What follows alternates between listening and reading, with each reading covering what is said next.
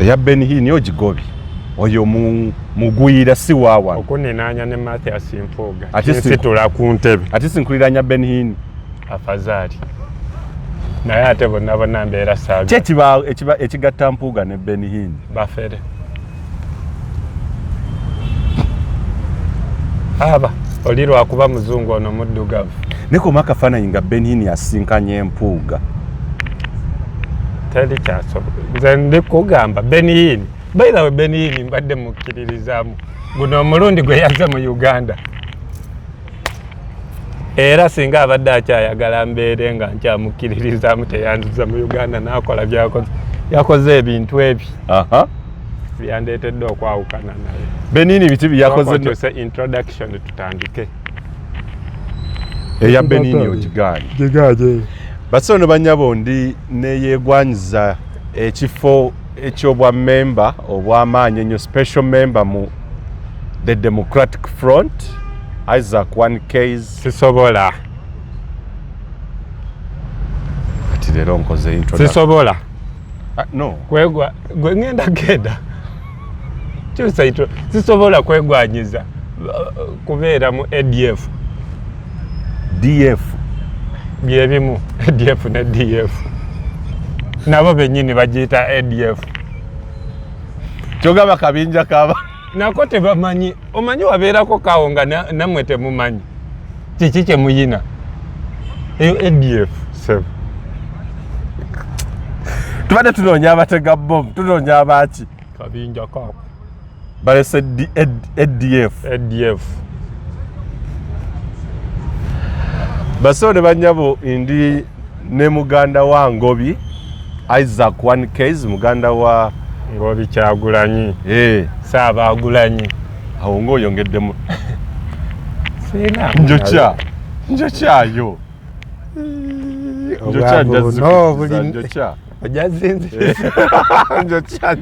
njokya tuli mukola shoja sikuddiza badde ne sente zange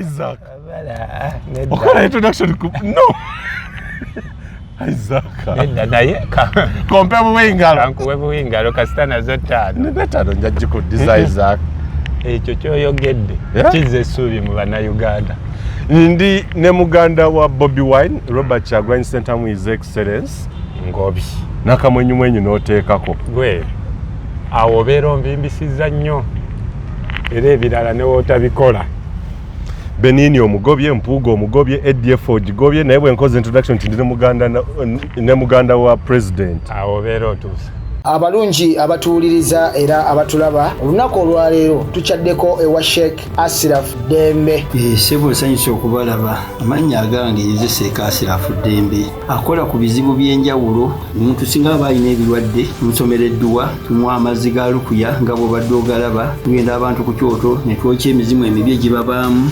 n'okulomba edduwa abantu singa abeera ng'ali wano atuuse sobola okumulombera edduwa ne waba atatuuse nga mpadde amannya ge naye ng'ali wala naneetaase enamba yange yeno eri 0707363711 namwe bannyinaffe abali ebweru oyagala okuba nti oyagala okulombera ku dduwa ng'olina ebizibu viza zibuze amaka gakolongotana sente zikola zimpita mu ngalo ojja kumpeereza ekifaananyi kyo n'amanyago ebyo byokka bijja kummala nja kukulombera edduwa ojja kutereera olunaku olusembayo mu mwezi mba n'edduwa eyawamu ffenna n'abalwadde bange abakadde n'abapya salaamu alaikum warahmatullahi wabarakatu Isaac nga tewabadde wa Ben Hinn wagwa kiki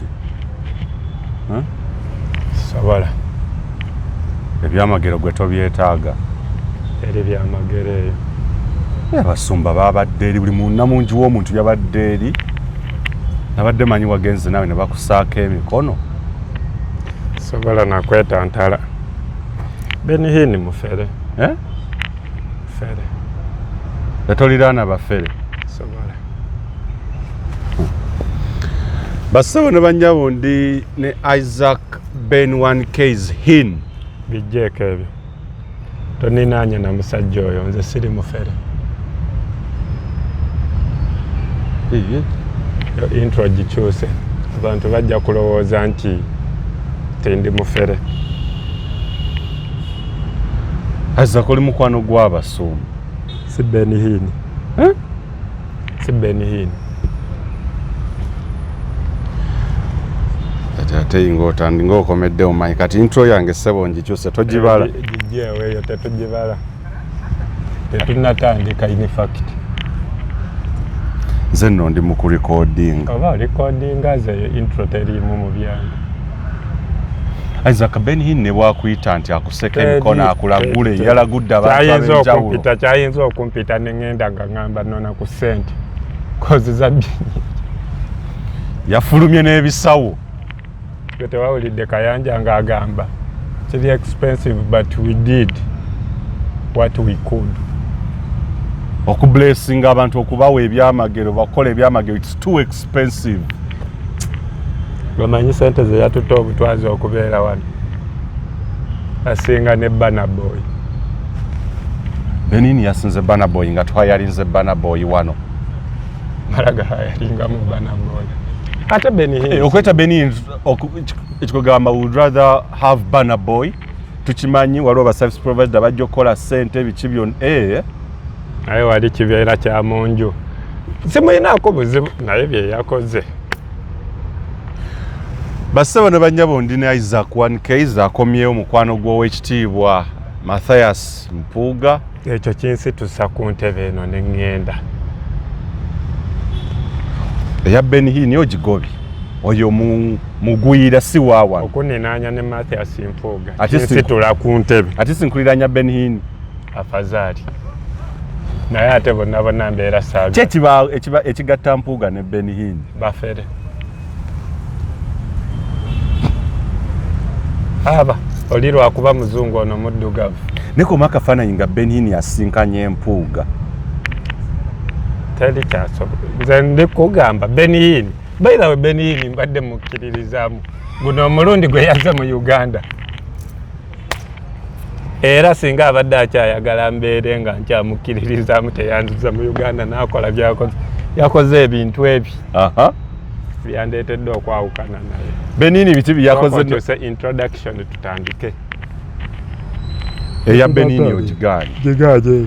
Basono bannyabo ndi neyeegwanyiza ekifo eky'obwa member obw'amaanyi ennyo special member mu the Democratic Front Isaac 1K. Sisobola. Kati leero nkoze introduction. Sisobola. No. Kwegwa gwe ngenda genda. Kyusa intro. Sisobola kwegwanyiza kubeera mu ADF. DF. Byebimu ADF ne DF. Nabo bennyini bagiyita ADF. Kyogamba kabinja kaba. Nako tebamanyi. Omanyi wabeerako kawo nga nammwe temumanyi. Kiki kye muyina. Eyo ADF. Sebo.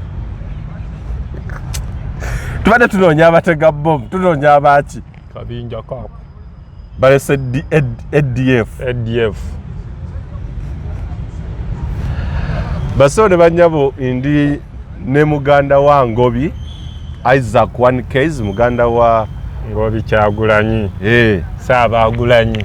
Awo ng'oyongeddemu. Sina. Njokyayo.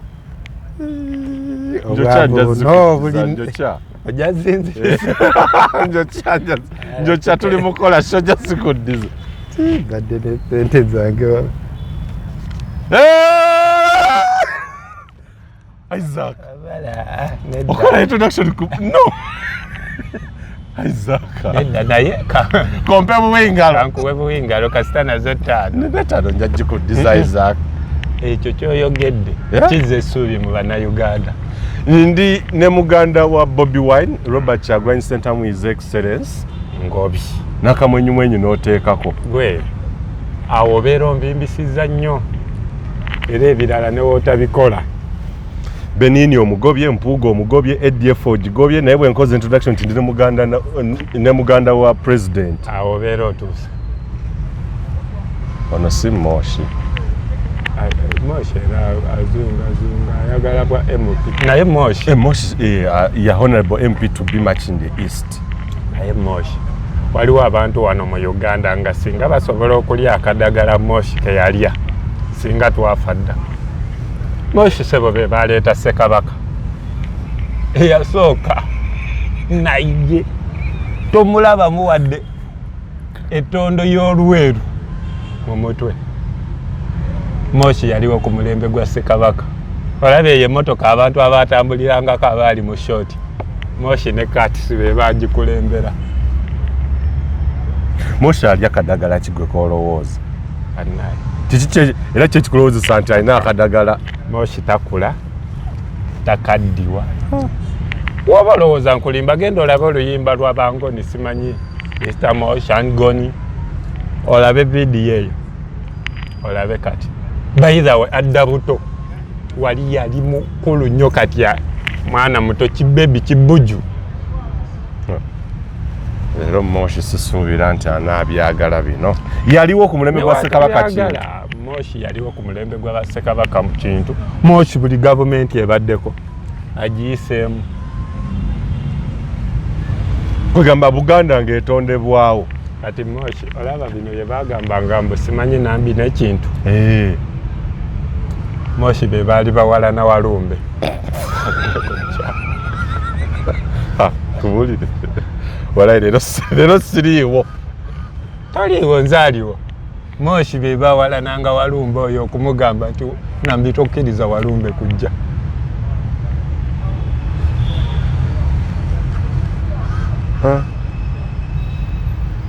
Moshi alabye ku bika by'emmotoka. Olaba nga tufuna independence. Olugero lwa Nambi n'ekintu yalwirimu wakati. Tabera nga Moshi yaluwandiika. Teyaluwandiika. Oba yabigira n'abiwa omuntu n'abinyumya. Kati anti kyenkugambye omanyi bagamba mbu kintu was the first Muganda. Balimba. Moshi.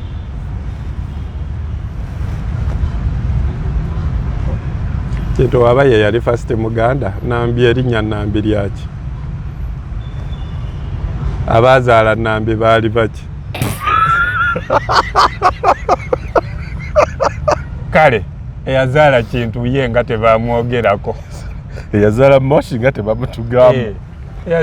Eyazaala Kintu yenna ye Moshi. Ani yazaala Kintu? Kintu. Moshi is the first Muganda. Kati ku side eri eya Nambi yali kati. Mr. Moshi African ebigambo by'olira bya Isaac 1Ks munno ono kyaliiwo. Olwaleero saagala kwegoba n'abasajja. Leero nedda. Naye nange sibyogedde mu mutima mu kyamu. Just enjala yennuma. Sebo abantu b'e Makindye East tubajjukiza omubaka addako Moshi. Mr. Moshi African, Sandy Moshi African. The king of vibe. Omwana bannange actually musajja oyo ng'akutte omuzindaalo bannange. Muyite mwana kubanga kati yava mu busajja adda mu mwana. Tuva mu bwana tudda mu basajja yava eri waggulu. Aga Moshi alina okuwa President Museveni akadagala ako k'akozesa. N'amala akakwatako. Abagenda tufuga ebirala. Endala ejja. Tukuba buko bisasi ne tutekeera nti kumwejjako. Olaba no tuli mu kusaba nti essaawa yonna Moshi bw'awa Museveni akadagala. Olowooza lwaki tusaba nti essaawa yonna kati ebirala twabivaako eby'okumuggyako twabivaako. Tusabe Moshi aleme kusemberera. Gatomanyi. Azaako oli otya? Gyendi mbadde mbuzeebuzeemu ku Uganda Eyenkya eno. Ibannange gundi yaggwa diguri yo ku Victoria University. Tennaba egenda kugwa naye bayira we ng'akyakubuulira. University eriemu mu Uganda. Nkijjukiza abantu. Teri university endala. University eriemu mu Uganda bagiyita Victoria University. Mu Uganda sirabangamuko university endala. Kati ze waliwo gwe nalinyumya naye nga nnyumiza mbu simanyi Victoria ne mugamba buli kye mulowoozaako okukola ne kye mulikola Victoria University yakikola dda. University olinayo university oncomparingire koko Makerere University eyina ki Isaac yani gundi nga ne vice chancellor waabwe ekifaananyi kya vice chancellor waffe kiri mu ofiisi ye yatimba Museveni nazaawo owaffe gendamu abagenda mu office ye bakimanyi. Isaac Vice Chancellor we Makerere bwe yamala okuteekawo President n'ateekawo ekya Dr. Lawrence Muganga mu office ye. Leero kipise nnyo omugaati walayi gugenda kutuga saako blue band oba prestige gugenda kutuga Isaac mukalu nnyo ogwaleero mukalu leero gususse blood nkubulire kati ndikugamba kino tuvuga emigaati ne gino ndikugamba ogivugidde ku ki ndikugamba kino kale njagala omenyeeyo university 10 nga tolowoozezza. Basawo bannyabo mbaagala nnyo era mbaniriza ku Uganda Eyenkya nze muzzukulu wa Gamunga Moses Wamala ndi munnamawulire era ndafuubana nnyo okulanga buli munnayuganda afuna obwenkanya ssaako n'okufuna buli kimu nga bwe kigwanidde okubeera gamba ng'ebyobulamu ebyenjigiriza n'ebirala. Wabula mbaleetedde amawulire ag'essanyu era amalungi okuva mu Ohio Health Center. Lino nno ddwaliro eryazimbibwa emyezi 6 egiyise emabega. Ne mu myezi egyo ngenzo dirambulako ng'ebintu eby'enkizo ebikoleddwa biyitirivu nnyo gamba nga okuwa obuweereza n'obujjanjabi obw'obwereere eri abakadde b'eggwanga lyattu Uganda oba abakuliridde mu myaka. Abakadde abasobera ddala mu 300 be baweereddwa obujjanjabi, eddagala, okukeberebwa ssaako n'emmere eri ku mutindo okusinziira ku bulamu bwabwe eyo gye beetaagira ddala. Era kinsanyusiza ne kimpa akamwenyumwenyu n'essuubi. Wabula bakantemye nti mu myezi mitono nnyo kino kigenda kubeera nga kikoma olw'ensonga nti eddwaliro lino liri mu kazito oba lyetisse akazito ak'amaanyi ennyo ak'okubeera nga eddagala erina okujjanjaba abakadde bano, emmere, ebikozesebwa, emisaala gy'abasawo byonna bibali mu bulago. Eddwaliro terisobola kubikola bino byonna nga liyimiriddewo ku muntu omu. Tukkiriza nti bannayuganda ffenna nga twegasse wamu tusobola okuteeka akamwenyumwenyu ku bakadde ab'eggwanga lyattu Uganda okuwangaalira aba abawangaalira mu bitundu bino Mukono, Namataba, abava Lugazi n'ebitundu ebiriraanyeewo. Be nasanze olwaleero batindigga eŋŋendo empitirivu okujja okwefunira ku bujjanjabi obw'obwereere n'eddagala ery'obwereere. Wabula nzikiriza nti bwe tusaayo ffenna kye tulina ne tudonatinga oba okufundraisinga kyonna kye tulina tusobola okuyimirizaawo eddwaliro lino emyezi egirijja emyaka egirijja okubeera nga lyetengerera okufuna obusobozi n'embavu okulabirira abakadde bano, okubawa eddagala lye beetaaga buli mwezi, okubakebera, beetaaga ebyuma kalimagezi olumu ebibatawaanya bye beetaaga okuyingiza. Nzikiriza bangi abali eyo mu UK, mu America, Canada, abali e China, Belgium, Germany nawa eyinza okubaayo omuntu alina ekyuma oba eddagala lye wandyagadde okudonatinga eri eddwaliro lino erya Ohio Health Center ligende okujjanjaba abalwadde bano n'okubalabirira, okubabuddaabudda n'okubawa byonna. Sinakindi osobola okukozesa omukutu gwaffe ogwa GoFundMe okuwaayo ensimbi zonna z'olina. Osobola okukozesa mobile money ku namba y'essimu eyo, account number ku namba y'essimu eyo, Western Union, PayPal, MoneyGram. Ebyo osobola okubikola ng'okubidde oba ng'oyogerezeganyizaamuuko ne eddwaliro lino okumanya details ze weetaaga okusobola okuwaayo obweyamu bwo oba donation yo. $1, $2, $10, $5 zisobola okuwanirira eddwaliro lino n'abakadde okubawa akamwenyumwenyu mwanattu n'okwekkiririzaamu n'okubawa essuubi ssaako n'okusanyukira mu myaka gyabwe egy'obukadde nga balamu bulungi ate era nga basobola okukola ebyo byennyini ebigenda mu maaso okugasa eggwanga Uganda. Nkwebaza nnyo ng'owaayo donation yo oba obubaka bwo, obuyambi bwo obw'ebyuma, eddagala, emmere n'ebirala eri eddwaliro lino okusobola okutambuza omulimu guno ogw'obwannakyewa emyaka gyonna. Nze Moses Wamala nkwebaza nnyo okubeera nga okola ekyo ate era Mukama Katonda akunjagalire era akunkuumire ng'oweereza kyonna ky'olina okusobola okutuusa omulimu guno n'okugutwala mu maaso. Uganda Eyenkya. Tulina Makerere University, Gulu University, tulina Uganda Christian University, tulina Kampala International University, tulina University y'Enkozi, Uganda Matters, tulina Kampala University. Uganda nga tolowoozezza otandise. Ate ne ziri z'omenye lwakuba nti bitundu Gulu, Kampala, Jinja. Tosobola university eriemu bweti, Victoria University. Neyo degree egena myaka 5 teggwa. Gireke. Nze newe olumu njagala n'okuva ku Victoria ne ngamba nedda. Kanfuneyo kaliteeke nsigale nga nkyasomerako. Gwe liri essomero teriviikako. Degree yaggwa dda naye ogamba oye kanfuneyo liteeke nsigale nga nkyali mu ssomero. Nga kiki ekikubezi biki Victoria? Ssomero kubanga buli kimu kyemwandyagadde kati obeera mu Victoria n'olowooza okola. Eri mirimo.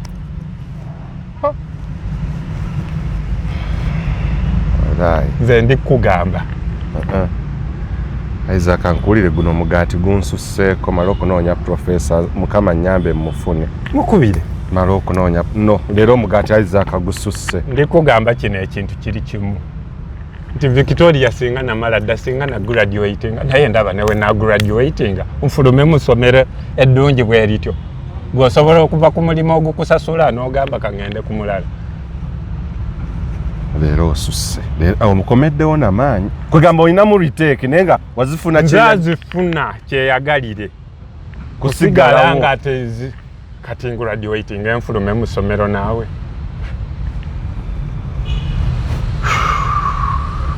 Ebizibu by'engendo byenseŋŋaŋŋana wabweru w'ensi obimanyi. Wakiri mbeera wali kozi buli kimu weekiri. Internet, science, by the way, Victoria eri ku planning akola kizungereza. Olowooza lwaki Victoria eri awo kumpi n'egundi n'abagezigezi? Leero bimpeddeko walayo omugaati. Omugaati. Guno ogwa leero gususse. Guno gususse. Victoria. Eteri university esinga Victoria mu Uganda. Ng'eriwa. Makerere y'amaanyi so ne mu Africa eri highly ranked. Tesobola. Kiki kyeyina kyogamba nti kyesinza Victoria? Mpaayo bibisatu. Mu research erankingibwa waggulu nnyo ssebo. Waggulu yeffe. Ya Victoria ssebo. Buli wowulira waggulu ng'otegeera Victoria gye boogerako. Ewalayi nkubuulire. Ate Makerere research egikola ku Victoria.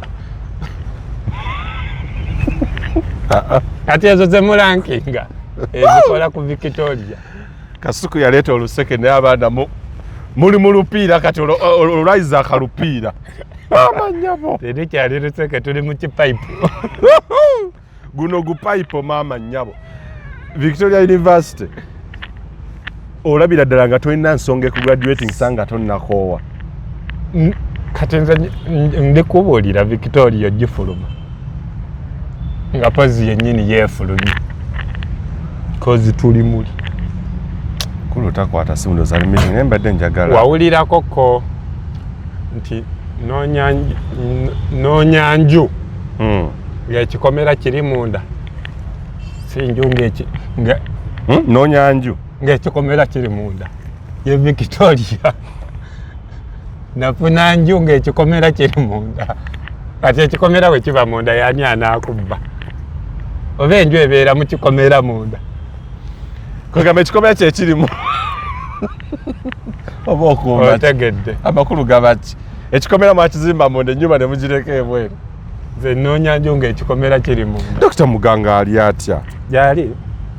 By the way, simanyi Uganda eno naye singa twali tusobola okukwata obuyinza. Abantu be twandiwaddeko obukulu ye Dr. Muganga. Oyo alina kubeera minisita. Wa AI. Omuwa gundi 3. Baziyita batya ministry 3 ng'aziddukanya ogwo. Mulimu eya finance, eya education, n'eya science and technology. Ate ya AI. Anti byonna mu science and technology. Kozi abimazeeyo byonna. Nga Muganga byonna yabiriko. omwoyo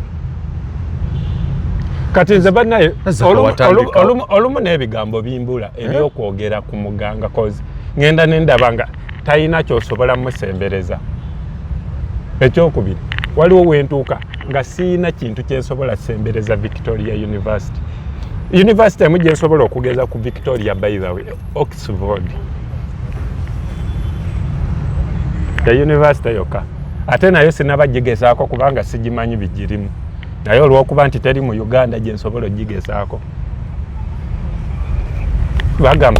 Bagamba ng'edda we twasomeranga nga we bagambanga industrial city eriwa nti Jinja kati Namanve.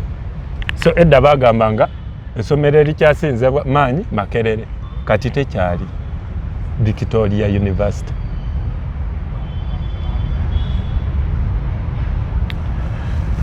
Tubaniriza basebole bannyabo mwebale kutwegattako ku Uganda Eyenkya ebigambo bimpeddeko omusajja fenna Isaac fenna tukwate diiru ne tulya emigaati naye guno sikulya mugaati nkubuli kale ogenda laba abaana ba Victoria University nga bali mu gundi n'ab'e Makerere bagenda commentinga.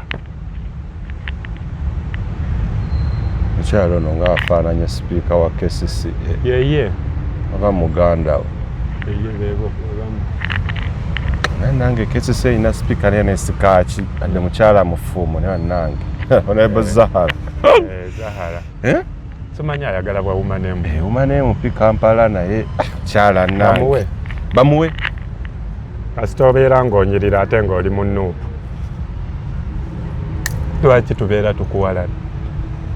Ebisanyirizo tetwagala oba watta musajjawo oba wamutuga. Asitobera wa Nuupu ng'onyirira. Honorable Zahara maanyi. Akolako na interview awo ne bannange. Kola interview naye ng'omutima gukuli mu ngalo. Otya n'omutunuulira bwoti. Mukyalo oyo. Mukyalo yanyirira nnyo maanyi. Honorable Zahara Luyika nkutumiddeko nnyo. Umane mu Kampala wa simanyi because of Kampala wa Kiso. Central. Umane mu Kampala. Lwaki tabigatta akole Kampala wa Kiso azifuge bbiri. Zifuga bbiri. Kasitaba mulungi nga NUP mulonde bulonzi. Sobola zifuga bbiri. Bannange tugenda kwogera ku bintu ebitali bimu. Tutandikire ku Hinn yazze mu ggwanga Uganda. Isaac, the question is Tiche walabye, what did you witness?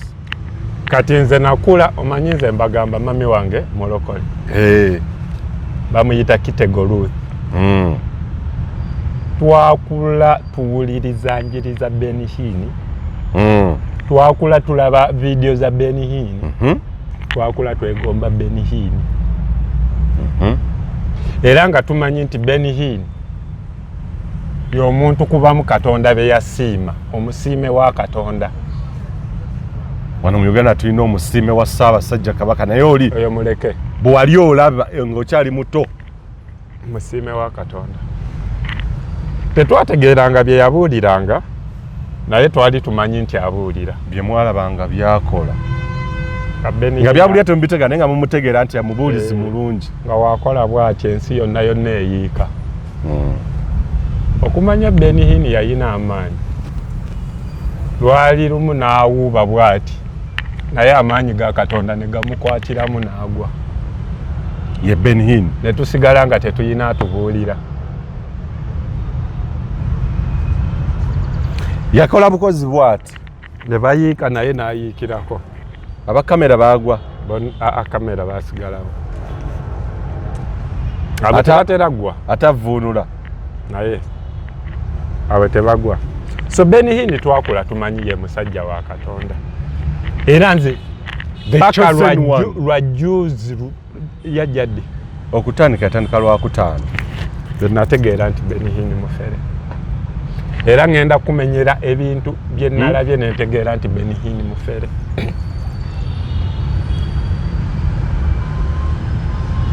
Ekisooka kyekiriwo. Nali manyi nti abantu abagwa bano bagira babeeramu emizimu. Nange bwe nali mmanyi. Ate emizimu nno tolowooza nti omuzimu gubeera muzimu awo. Omanyi ng'okubba gubeera muzimu? Yes. obwenzi gubeera muzimu okutta gubeera muzimu era bwe baba basaba bagamba omuzimu gw'obwenzi ekyo tegiba mize anti emize gireetebwa mizimu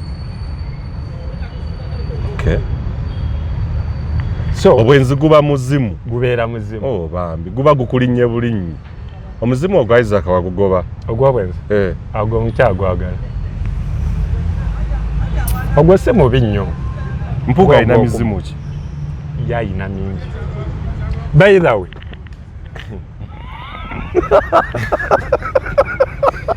bwogera kugera ku mpuuga weetegeka n'okwetegeka n'oseka n'okusa kankubuulire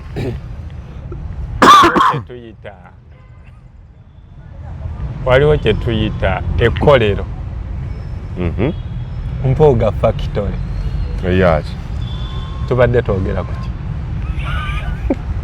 twetwogera ku mizimu nkugamba factory eyaki bye twogerako ogende ku muzimu gw'obwenzi bamukwatirako none ate nkulimba esasi bamukuba lyaki mu kisambi banne baali eno mu sitrago yali eri akirya mutuntu kale imagine musana omanye okukirya okw'omusana okwo akatuuyo kava eno ne kakkirira paka eno yanange mpuuga nedda ono nyawo muwolereza ne wakubula mu mutuntu imagine mutuntu musana pereketya ogamba naye namwe muyingirira nnyo privacy z'abannamu naye musanvu n'eddakiika emu nga guli guti omusana omusana pereketya ali mu kyaguli nti tusasi yatugabulibwa wali ekinya nga mutabani we bazanya ne muwala wooli so alina omuzimu ogwo alina n'omuzimu omulala kati nze waliwo ebintu bye nalabye nentegeera nti Beni Hinn Beni Hinn we yasabidde abantu waliwo omuntu gwe yazzeeko n'amusabira waataagudde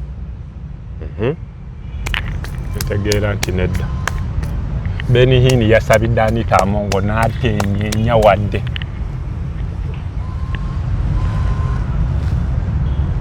wabadde oyagala kulaba ki agwe kyewadde olinze bw'otakifunyawo nekikakasa nti mufere kati eyo abeera ki n'abagereka agudde omukazi omulungi omukyala yasikugwa naye yatudde kale era amaanyi gamuyiseemu era teyasigadde waggulu kati gwe ku Anita byonna byokoze n'osigala muwala wa pulezidenti ku ttaka abasumba ab'enjawulo Anita ku ttaka kati ate abantu basatu waliwo be yasooka osabira ababiri n'asabira mutabani wa Kayanja ne mukyala we ku ttaka mukyala wa Kayanja kati mukyala wa Kayanja ze nabadde manyi nti tasobola gwa basiiba mu ssaala abantu bali anointed amafuta gabayiikako n'agwa Anita n'osigala waggulu era Anita olutaagudde ne ŋŋamba Beni Hinn oli mufere waakiri mwandi musindise n'agwa twanditegedde Anita Amongo mu ggwanga Uganda bwe tuba tunoonya abalina controversies ez'enguzi obubbi obulyake erinnya liba ku mwanjo alina ne sanctions alina ensi z'atagendamu kati oyo n'atagwa oyo n'atagwa n'amusabire yamukuteko nadde nninze you're corrupt kati corrupt omanyi gino emizimu edda twalinga mu kyaki ng'omusajja ayingira emizimu ne gitandika kudduka ne tugoba bigobe naye nga papa Eriisa atemya bukofu kwegamba Beni Hinn teyasodde kulaba corruption scandals za Anita Amongo nkugambye waliwo abantu babiri be yasooka osabira mu state house tebaagwa mba kweli mwana yakuba ekifaananyi nga Museveni atudde Beni Hinn bati naye ng'ali mu masiki aseka ng'agamba Museveni ngenda teeka ekifaananyi kyo Museveni ng'ali bwati ng'amutudde maaso ng'agamba nze ayina n'okunsabira naye ebyo byonna era Beni teyatugamba nti eggwanga olifuze bubi Katonda tabimulaga ebyo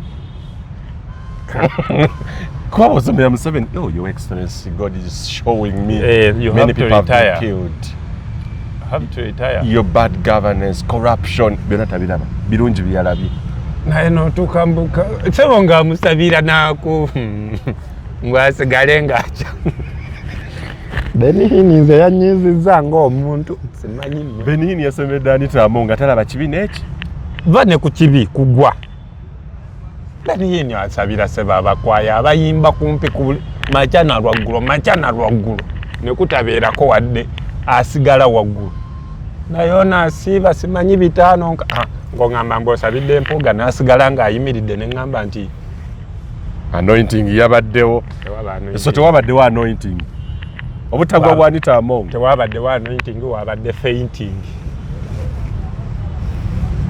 oba annoyance nenangaawo sikitegeera kuba mukyala waamu w'omusumba Robert Kayanja n'abagereka wa Buganda n'atuula omukazi ow'ekitiibwa first daughter ku ttaka abasumba ne banaye babadde bagezaako okugira Pastor Serwadda ne Pastor Serwadda ekyo kyewakoze si kirungi yaganye banno bagwa golemera indoza yagambye wapi ate ebyo binyiiza nno gundi kankubulire Pastor Serwadda binyiiza Benihini Pastor Serwadda kyewakoze fete tuli basanyufu mugweko banno bagudde sebo yagize okulaba okugira wasinga Pastor Serwadda agidebete anyezeze amagulu ku ttaka ani gwosuula sizira basumba bane bagezaako okuya Pastor Serwadda bamugire bati wa n'abata ani gwosuula kati ekyo lwakuba ka video kambuze wano nandika kulaze n'enkulaga abantu abagwa naye abantu era babirabye endowooza era olova naye nze kyenebuza Isaac abakwaya nga tebagwa abakamera tebagwa bakamera be batagwa n'ababbawo naye bakamera kikya they holy the pastors bagudde terabika amaanyi ago tegaagala bantu balina you never see a camera mbwe shaking ekoze etya steady terabika obabbo babasabira bulwabwe kireka babasabira before ndoza bajja bali anointed babasabira before bagwire eyo so ebyo ebintu byandaze nti Benihini teyakoze bulungi prep skiti yabadde ebulamu omuzannyo gwabuzeemu ku Anita Amongo okugwa Anita Amongo ye yabyonoonye twabadde tulina mulaba okkiriziganya nange nti ebyokuleeta ebyokujja kwa Nnaabagereka Anita Amongo byakunoonya trust bantu bakakasa nti omusajja ono w'amaanyi gwe kiki kyofuna omwo ne tulaba Nnaabagereka okujja omukyalo yasibuli wamunti abaawo olw'engeri nti wawe bakikoledde gundi crusade we yabadde mu Buganda yabadde kumpi ne yaddi headquarters za Buganda naye era Benini bwabadde ng'ajja mu Uganda si gwe gusoose kyo kibadde kizibu nnyo okulaba official omuntu yenna ava mu Buganda Kingdom oyo Nnaabagereka ye omuwagundi naye bano abalala wagala kakasa nti omusajja kozi bamutaddemu sente nyingi Benihini okujja mu nsi yo sente nyingi nnyo andi najja walabye n'ebitiibwa bye yayingiridde enguudo ne ziggalwa okimanyi kiki yani asobola okugaza enguudo at that extent enguudo wano mu Uganda tumanyi asookera ddala ye Ssaabasajja Kabaka owookubiri ye president okugaza enguudo olina engeri gy'ogiraba oti njagala ebintu bino n'obigenderanga mu order asooka ye Ssaabasajja Kabaka owookubiri ye Kyabazinga Babusoga ne bakabaka bonna saagala mugambe nti ate owaffe beebo be balina okugaza enguudo okuziggala nti wano temuyitawo naye ono yabadde musumba naye musumba ye yaggaze oluguudo ate si lumu si bbiri so ekintu nga bwe nkugambye nti kyabuzeemu script yaganye tosobola kusabira mukazi oyo n'atagwa Anita Amongo wakiri Bobi Wine omusabira n'atagwa ogamba ye akyali naye ono bye tulabyeko. By the way, I agree with you because you can't tell me as Hinn, someone we deem as very Ingabadogant anointed oba Katonda tamanyi mbuzi. Because you can't mean you're getting close to Anita Among or prophesying n'otamugamba bive na biki Katonda tabikulagira no nzikanya naawe era wotakanya nange obeera oyina katuli ku mutwe zikanya na lakojja kozesa ezo ndowooza zojja okwewo aizaako oyina ekifuba kinene. That's a big statement, by the way. I agree with you. It's a very big statement. Hinn if you're a prophet, Katonda gwalaga. Ate prophet otayina kutya. Of course. Katonda tatiiririrangako muntu. Katonda yasanganga abantu ne Yesu mwennyini yategeera Zaakayo nti muwooza n'amugamba oli muwooza naye weenenye. Wakiri bagambe mugambe nti oyisa bubi prophet. Yes. Ha script yabadde machuwalinze awo abeere kitugambe ekyo agambe bukyanga. Yes, bukyanga wepanka. You can't tell me that you meet President Museveni Katonda akulaga birungi byokka. Wakiri mugambe koko wakiri ekimu kye nti kale akalulu kano muwadde olimu naye kali akagwa. Katonda tamulaga baana baafa, Katonda tamulaga baana baabuzibwawo abakyalina makomera kati, Katonda tamulaga kuba yakwali mukulu naye yeetonda gye buvuddeko. Naye Hinn alaba birungi. Era Hinn lwe nkugambye ekyaki neetegerezza Isaac tukole ssente. Mwala wa president yadde ku kitutu naye nga bagobawo n'abantu omusembe mugenderi. Kati ati bweba obuzibu tuzze mu maaso kyova olaba nze neeyagalira abasiraamu. Yes. Abasiraamu ne wobagwe gwe ani ono babayita baani aba Saudi bakabaka be Saudi. Yes, ekitiibwa kya kyenvudde mu yes. Abo bakabaka naye naawe otuula wansi naye ajja kujja ayimirire ku layini yange nze Isaac.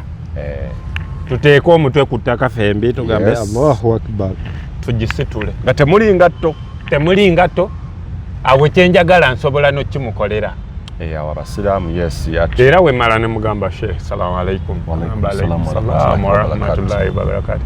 Mugamba Sheikh Mungu akukozesezza era Sheikh tola zaka teeka wano zaka yange. Zaka baaji waggwe asobola jimpa nange siri bulungi nnyo ate munaiwe omukwatidde olupiira olugjayo. Naye kati omuntu we mutakiriza Katonda ayinamu first class, second class ne third. By the way, you're raising patent issues. President Museveni yali ku muzikiti gwa Old Kampala.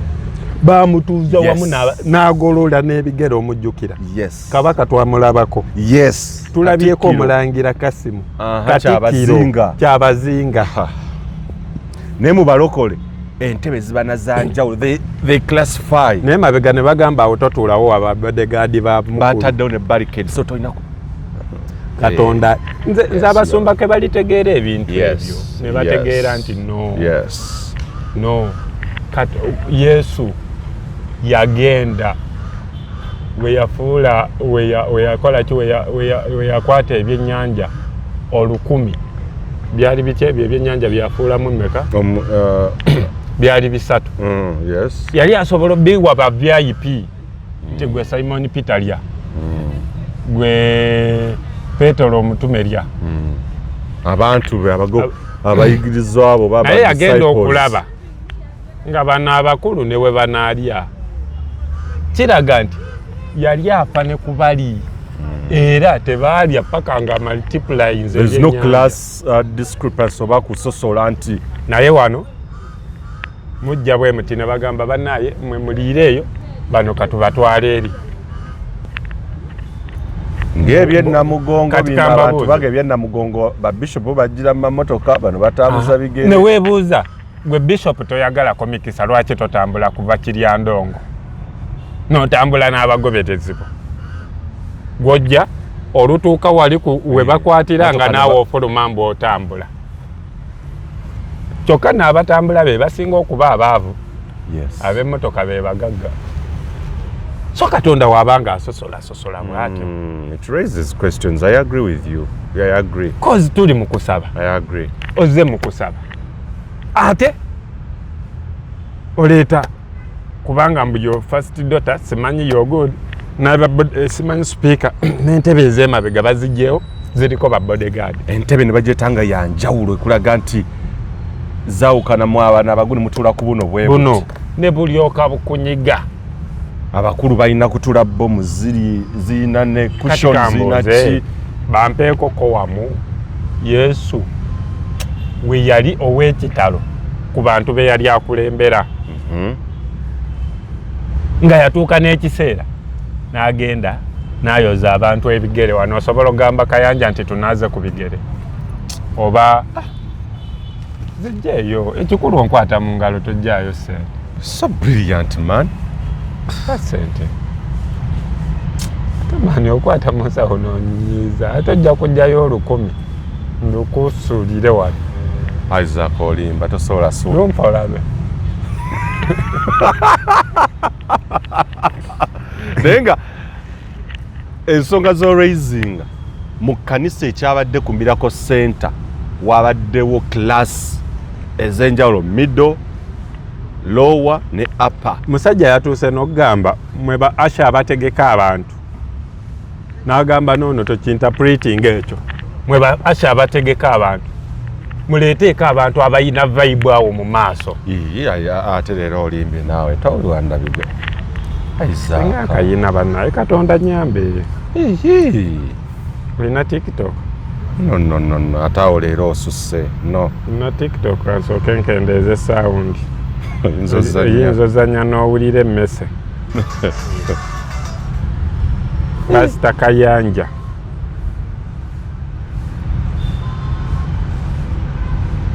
Oba nnyinza kiwandiika atya ono Ushers. Ushers bakiwandiika bati. U-S-H-E-R. U-S-H-E-R. E-R. Kandabo banakaleeta. Yes, what you're raising is very pertinent. Kikulu nnyo nti mu mizikiti bwe tubeerayo temuli bya kilaasi mbw ate oli supreme mufti mbw ate biki mwena mutuula ku gundi. Bakugamba ne wootagalatagalamuko mu busiraamu kangeze tuli kusaala oli imaamu n'atagalamuko osobola okujja n'omugamba vaayo nkwatemu. Okitegeera? Naye kantu ako nga kakoze bubi. So vibe teyabaddewo. Nze ndikugamba yatuuse n'abagamba bannaaye mwabali mu maaso awo munyambe mundeetere ku bantu abasobola okuba aleluya be bagamba temubeeranga bazungu bano mundeetere ku bantu awo. Nga yagala abantu abali jo kugamba bagamba nti haleluya mwenna amen okitwala naye bagambye nga haleluya nga audience yabadde ngeri ddala. Ate wabeerawo bakulu mutuuzizaawo bakulu omukulu tolina ngeri gy'onaamugamba engalo zikube waggulu engalo omuzzemu ebyo. Omukulu yali tafuna vibe bulungi kyadde teki. Just imagine ng'oli mu church oligambisa gondi speaker wa parliament nyenye ekiwato nyenye omugongo weetooloole wenna. Eyo tajja yabeerawo n'abatunuulira kale okunyenya ekiwato nja noonya okwetooloola nedda. Isaac nina endowooza njagala nkuvuge mu siini zino ombuulire kyolaba. Siini esooka Hinn agidde mu kasa. Yes, we understood last year nti Pastor Kayanja ne kanisa ye bajja kwetaga biliyoni 2 okubeera nga bategeka ki crusade eyo. Naye tutandike ku siini ya Kololo muwala wa president. Byentegerako biraga nti yateekateeka ekintu ekyo ekyokwetonda bannaddiini babeewo nti basabire eggwanga Uganda Smile for Christ and whatever. Siini ey'okubiri tumulabira nga ali wano ku Miracle Center bamuprofesayingako mbu she's going to mukama nyambe ebintu ebyo kambi nonye ebintu ebyo baabirabye abantu obunnabbi bwe yamuwadde agenda kubeera omukyala katulabe I think mukyala myuka tuli mu kukola. Yes, yeno like nga bali afukamidde wansi bamutaddeko emikono but kanoonye kali eri nga amuprofesayingako ebigambo ebinu gyokka mbwe ebifo byamulabamu mbu bya leadership. Isaac tuli mu kalulu Benini yazze mu Uganda. Nawe toba lwaki Benini ajja kati ng'ebulayo omwaka gumu okulonda. Abantu bano tebakozesa logic naabo. Inti sini eri gye ntandikiddeko ey'ekkololo nga taata we yeetonda basabira eggwanga muwala wa atudde wansi ku ttaka amaizi ge gamuyitamu omwoyo omutukuvu asse ye siini y'emu teyawukanye nnyo na ku Miracle Center. Ekyenjawulo ekyagyeyongeddemu kumulaga nti alina ekifo eky'amaanyi Katonda agenda musitula, alina ebifo eby'amaanyi byagenda okubeeramu n'ekikulu agenda kubeera nga alina ekifo ky'obukulembeze Mukama kyagenda okubeera nga amuwa. Nze nabagambye Hinn bye yandazeeko. Katulize. I think nsobola ofuna kiripu eyo.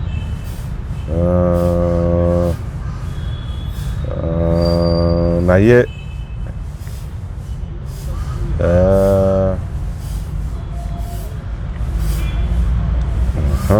very good. No one. Omukulu nga ayogera ebigambo ebyenjawulo Mukama byadde amulaga birungi byereere.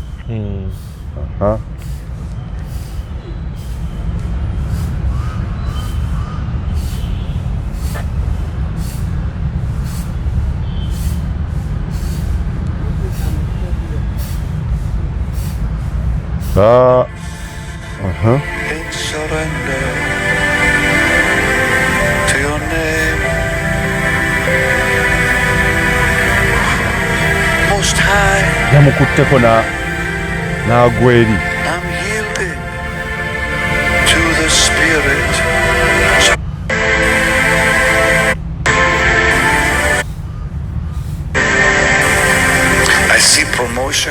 Alaba promotion.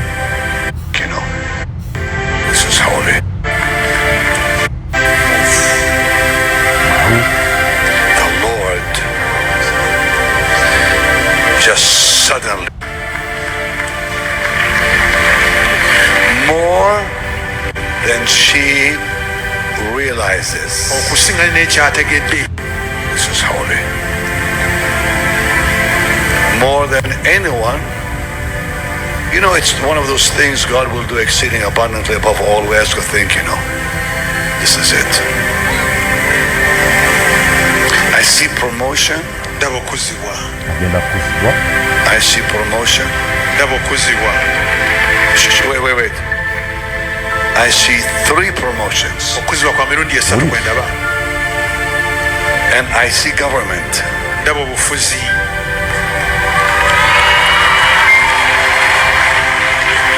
I see the promotion connected somehow. I don't know what positions. The Lord is not showing me that. But there's something divine in this woman's destiny. I want you all to pray for her.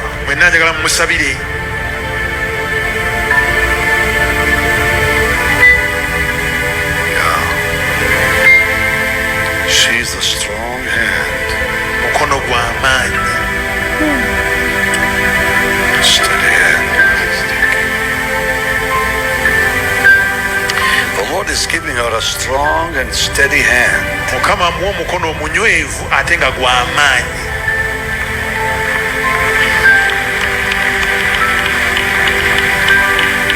Very, very, wow. Set, like someone set, with no double-mindedness, no confusion, no change from one day to another. Steadfast. Lord, don't let her miss her destiny. kusuba magenda ge. And don't let anyone, tokkiriza muntu yenna, not anyone, wadde omuntu yenna, interfere okuyingirira in her divine, in her glorious and divine destiny. Magenda gagobwa Katonda agekitiibwa. Patience Lwabwogo. Mukama Katonda yalaze Ben Hinn ng'agenda kuyimusibwa promotion. Naye promotion gyalaba kifo kya bukulembeze. Kyokka we tugendayo tebatulaba. Goyinza ogendayo ne batakulaba wadde. Kyokka oli bukulembeze. Alaba byali. Alaba byali mu byonyini. Sini eyo ogirabe yekololo. Okujja kuno ebintu bya Ben Hinn bino nze ndabanga state eyabigize nga balina bye bayisaawo diversion. Gwe nkubuuzizza olowooza bino okututeekateeka. Lwaki Ben Hinn yazze ebulayo omwaka tegukyawera. N'omwaka tegukyawera. Tugende mu kulonda. Wuuno kati batulaga Patience Mukama alaga. Era bwe wabeerawo nti ne Ben Hinn yalagula musajja wa Mukama. Gwomanyi bye balagulidde ku kitebe. Oze yagenda ku kitebe. Ekitebe ekiro. Kitebe. Ekyentebe oba? Ekyentebe. Gwomanyi bye balaguliddeyo. Yatuuka ku source of power. Ati era n'oyo yamugambye Mukama ndaga nti ogenda kuangaala. Mwe temumanyi lwaki tutuuka ekiseera nga buli kimu kye tulaba twakikoowa kubanga kutuzannyira ku mutwe. Patience Lwabwogo, the position. I see a position. Emyaka ng'ebiri emabega Kayanja ye yali campaigning agent wa Mufere. Yana Basumba baserwadde bani. Yes, true. I agree with you. Right now bakola gaffe batujjako kone ejjinja ne tujja baasi nga 10 ne 10 ntini kozo olunaku olwo baasi zaggwa mu jjinja nga mujjawa twagenda awo Entebbe waliwo awo ka Freedom City oba Freedom City oba akagundi akabangiriza ak'Entebbe ako. Museveni n'atugamba nze mbadde simanyi nti baze bankubidde bukubizi naye Kayanja Wuuno abakoleko ne batugulira emmere abasoga ne tukuba engalo baba aguze emmere tubaire tujava awo ndala.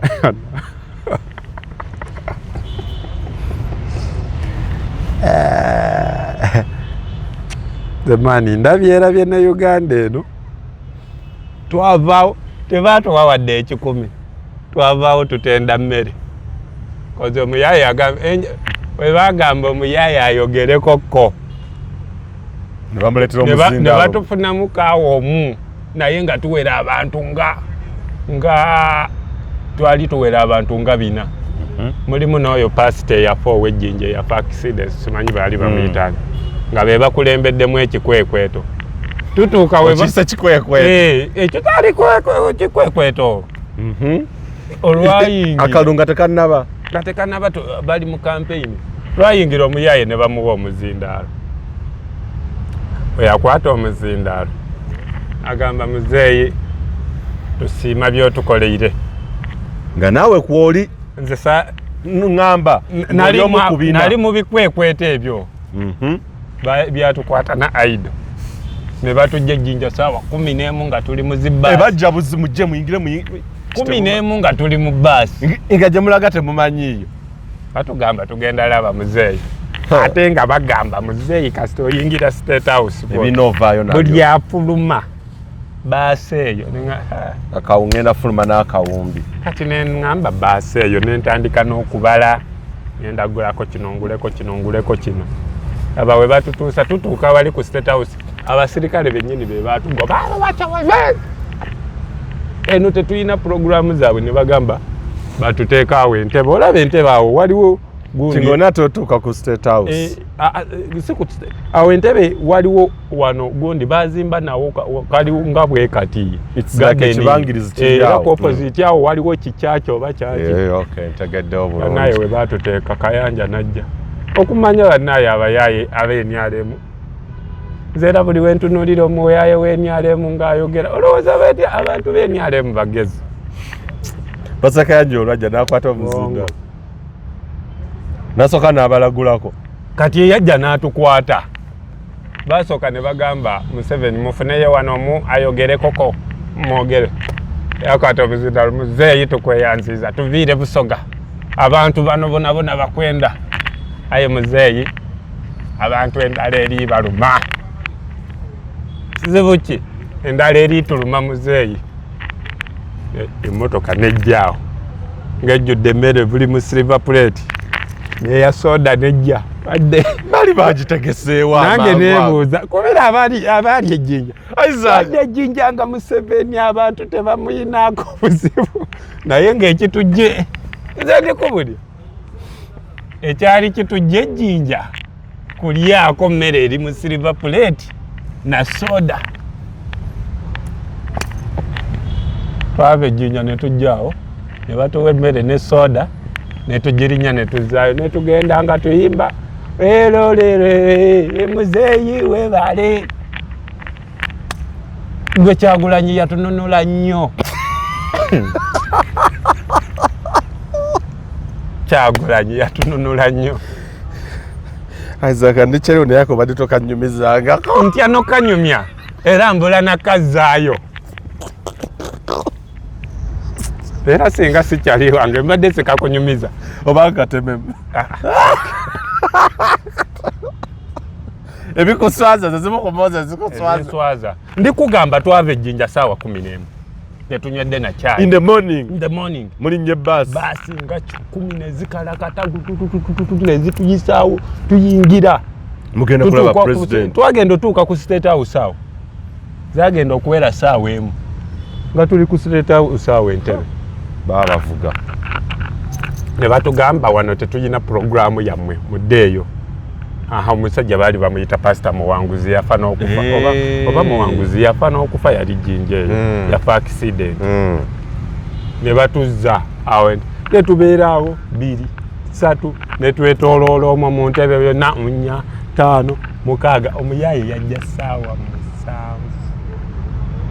7 naye ng'enjala etulumye muyaaye we yakwata omuzindaalo yagamba sooka otuwe emmere bwe baatuwa emmere tetwaddamu kulowooza nga buli omu anoonya baasi nze najjidde muki ate nga okumanya abantu basiru bakuwa emmere n'otandika mu kifo ky'okulwanira ekinene n'otandika lwanira kifo nze yatudde emabega vaayo ogw'omutto nze yagubaddeko bwe bagukulekera Museveni fuga nze ndikugamba Kyagulanyi kati nze ebbanga lyonna lye ŋŋenza owa Kyagulanyi oba lye mbaddeko ne Bobi-Wine tampangayo kosso wadde n'olwataano naye buli we ŋŋendayo mpulira njagala kubeera waali mbadde kumpi ne Bobi-Wine n'owulira omanyi nga era kankubuulire wamala kino ekintu ndikikugamba Bobi-Wine afuze Museveni Museveni tabeerangako mu gavumenti emufuga nga ya Bobi-Wine Bobi-Wine yafuga Museveni walowooza kati kankubuulire bino byonna bye balikola lwa bukulembeze bwa Bobi-Wine obulungi n'owulira kano ddamulira Aleese bakifeesi be ne bakuba abantu gw'olaba bagalira tuyina butambi naye nsobola okugamba nti ndeeterayo kakatambi ka Edi Mutwe ng'akuba omuyaaye amuggyako kamera amuggyako ne huudu simanyi jampa n'essimu newenkuwa emyezi 10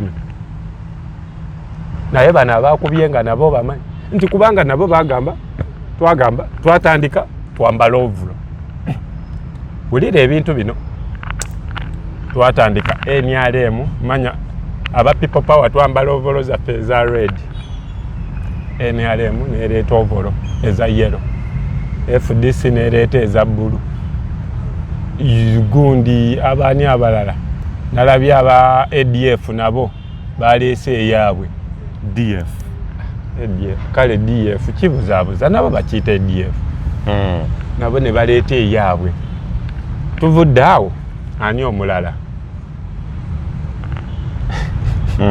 omulala ne tuvaawo ne tugamba gaali ne bagamba tetujja kukkiriza gaali twabadde tetunnakola yaffe ng'ennyalemu ekoze yaayo